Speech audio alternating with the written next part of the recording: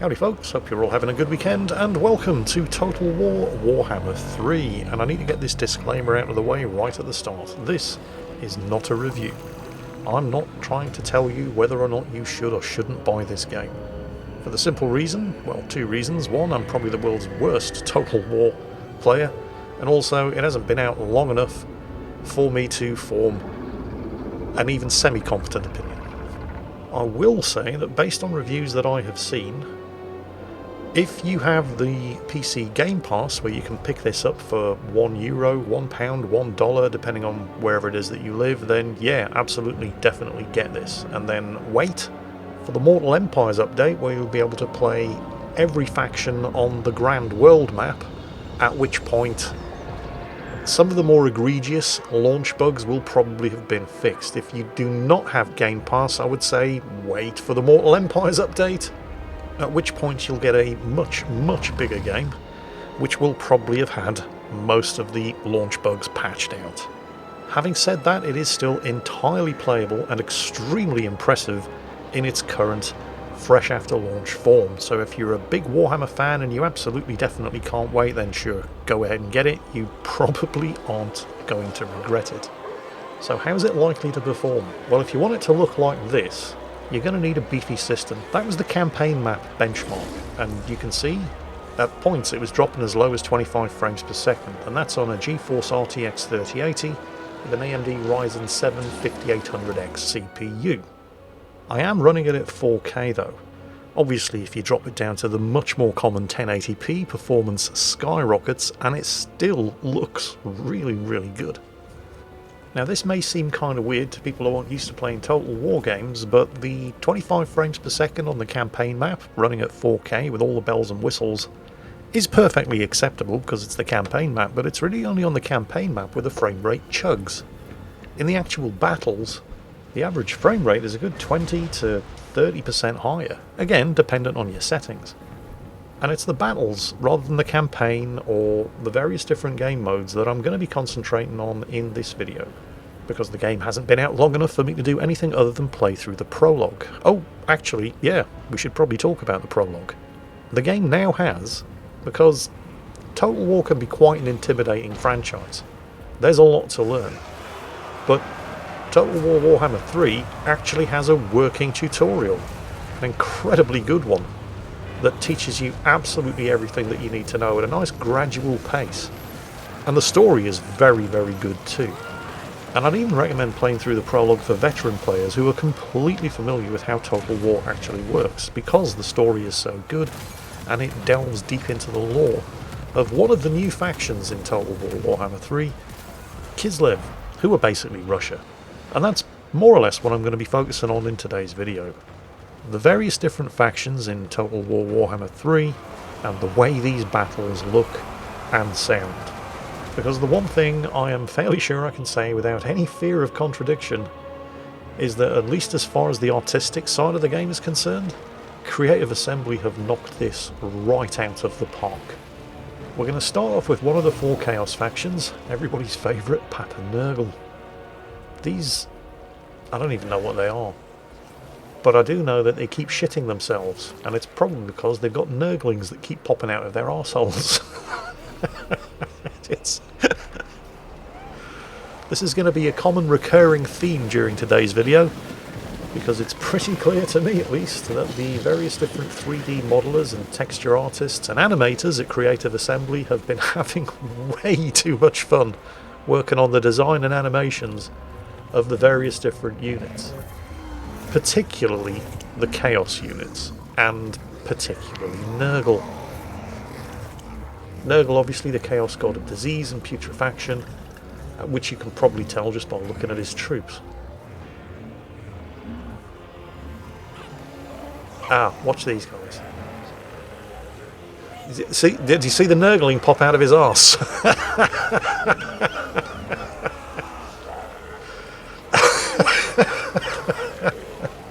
Like I said, they've been having way too much fun building up these unit rosters.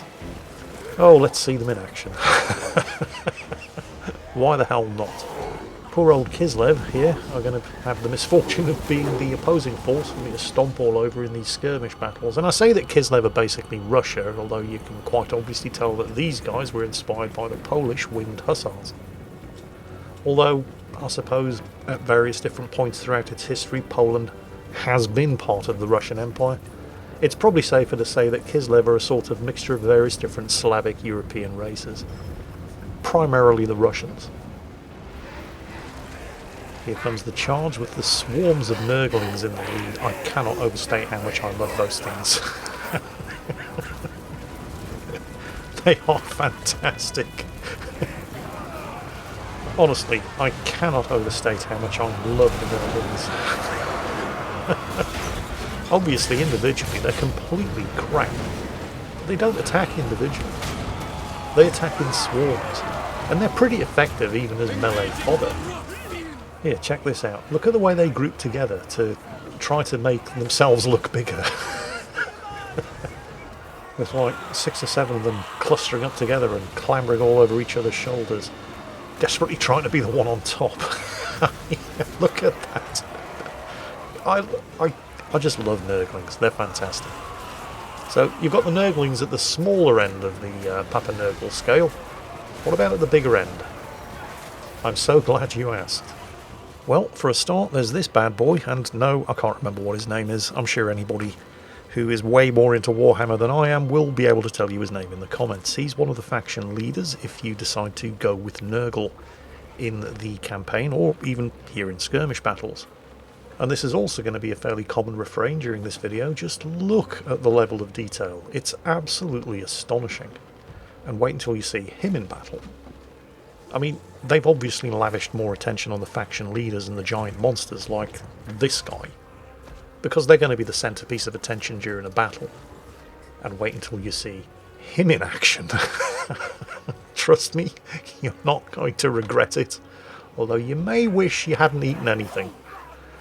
But even though they've obviously gone to town on the faction leaders and the giant monsters, they haven't skimped when it comes to putting detail into the rank and file units as well. Like the Nurglings here. I mean, just look at them. They're amazing. And it's not just the various different units. That big thing over there, that's not a unit. That's part of the landscape. Yes, really. Let's see how the poor old Kislevites stand up to a charge from this lot.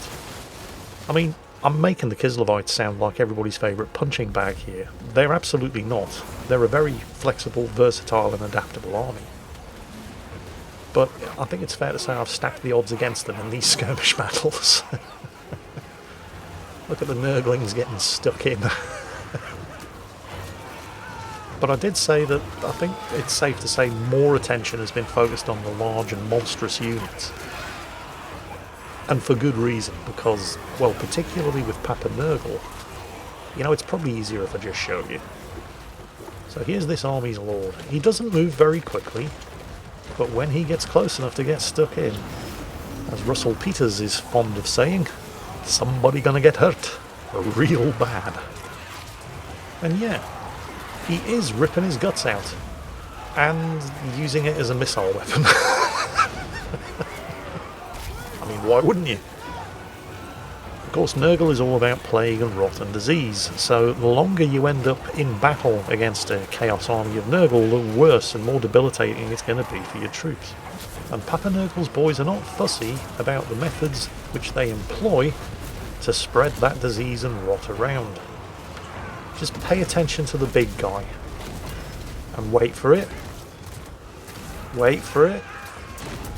At some point he's going to do it. And you're going to wish you hadn't seen it.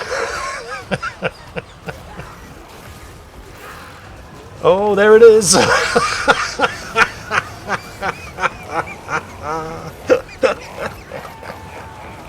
I did warn you.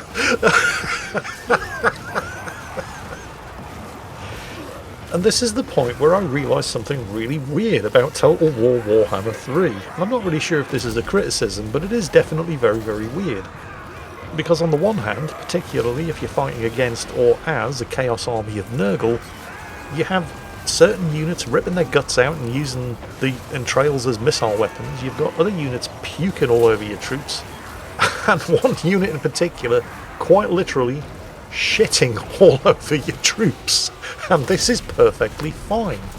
But have you noticed what's weird? There's no blood. You've got troops getting crushed, hacked, stomped on, mangled, picked up and ripped limb from limb, and it's all completely bloodless. It's not that there isn't any blood in the game. If you end up in the Chaos Realms, particularly the Realms of Khorne, there are literally rivers of the stuff. But there's no blood in battle. And I just think that's a really weird thing for Creative Assembly to be getting squeamish about. Particularly when shit like this is going on, which they're perfectly fine with. It's just really, really bizarre. But I do dearly love the fact that you can quite literally shit and puke all over your enemies. Well, that probably says more about me than it does the game. So anyway, that's Papa Nurgle. Moving on swiftly. And yes, it's blood for the Blood God and skulls for the Skull Throne. Everybody's least subtle Chaos God, Khorne. The armies in Khorne have absolutely no sense of humour whatsoever. They just want your skull for the Skull Throne. And they're not particularly subtle in the way they go about it. They have very little in the way of missile weapons or artillery. It's all mostly just about getting an axe into your neck as quickly as possible in order to separate the head from the shoulders and get that skull onto the Skull Throne, which of course is exactly where your skull belongs. And I never get tired of watching this guy in particular just sort of casually drop kicking skulls clean off people's shoulders. Honestly, it never gets old. So, yeah, subtlety. Not a word that features heavily in Khorne's dictionary. Although, you could say that of all of the Chaos Gods. But if there was one Chaos God that you could point to that might at least know where to find subtlety in the dictionary, that would probably be Slaanesh. Slaanesh is the Chaos God of pain, pleasure, depravity, and your internet browser history.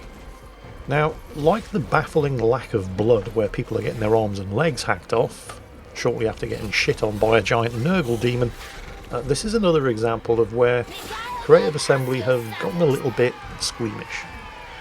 How can I put this? How can I put this? That's a unit of Slaanesh demonettes.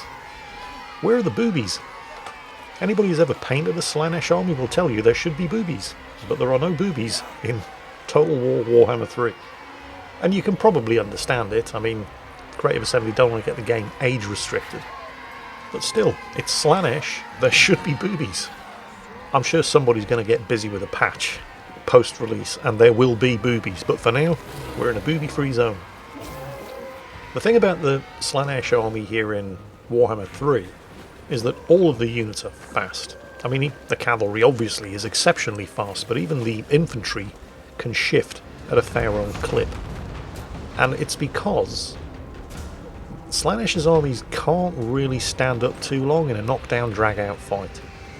So your tactics tend to revolve around pinning enemy formations in place with what infantry you do have, and then use your even faster cavalry units to whip around the sides and rear and give them a good old dose of hot surprise butt sex. Because as regular viewers of this channel will be aware, surprise butt sex is the best kind of butt sex.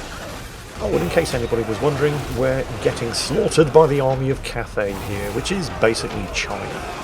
And the army of Cathay has one particular unit in its army roster that gives even less of a fuck than a bloodletter of Khorne, and that would be the Terracotta Giant. I mean, seriously, that thing has even less of a sense of humour than a Chaos Bloodthirster. The one faction that absolutely definitely can be said to have a sense of humour would be the final remaining Chaos God, Tzeentch, or however the hell you pronounce his name. Tzeentch is the Chaos God of sorcery, knowledge, scheming, mutation, and change. And when I say Tzeentch has a sense of humour, well, let's just say that at one point during the Tzeentch campaign, just for a laugh, Tzeentch decides to go back in time and murder his past self, and then thinks it's absolutely hilarious when he ends up getting ambushed by his future self. That happens a lot when you're Tzeentch. Tzeentch's armies are unusual in that they have some flying cavalry, which is nice.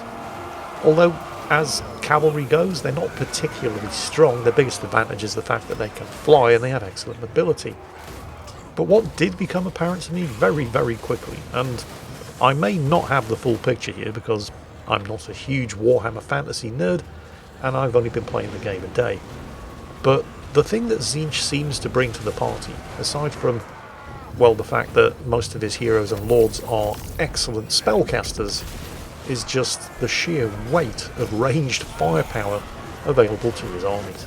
I mean, I can remember in Total War Warhammer 2 fighting an underworld battle against the Skaven with my heavily missile-focused dwarf army and just slaughtering wave upon wave of Skaven. But the dwarves could learn a thing or two about missile combat from the armies of Tzeentch. I mean seriously, just look at this weight of firepower. Right before this section of the skirmish, I thought I was about to lose the battle. And then I realised, hang on, I've got all these pink and blue horrors sitting over there doing nothing. Let's charge them in. I wonder what they do. Oh, right, that's what they do.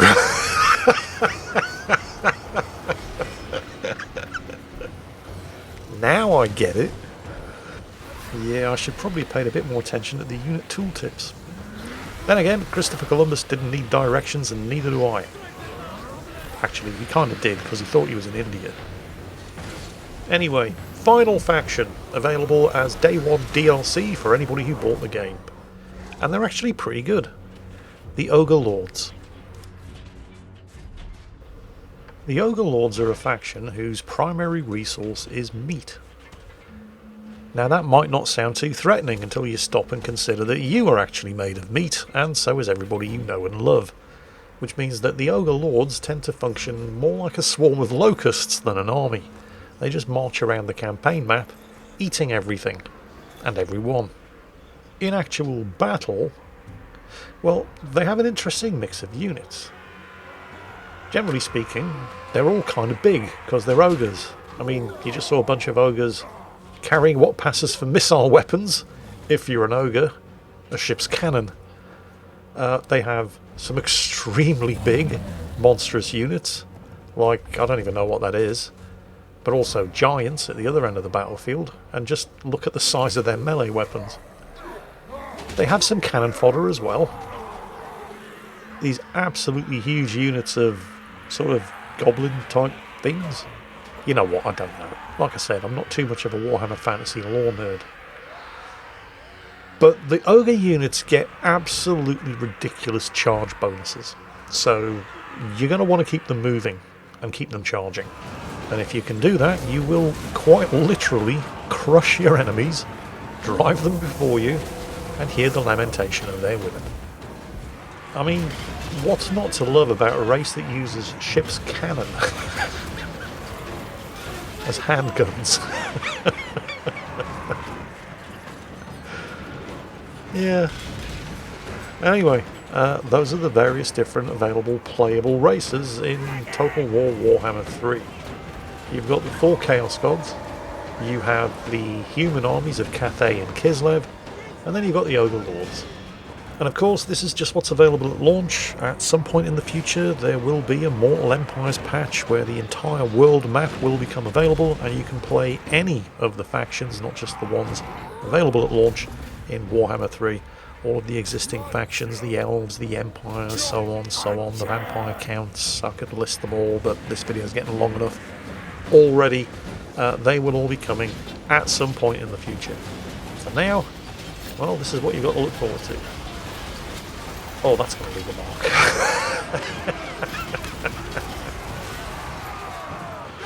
It is a lot of fun.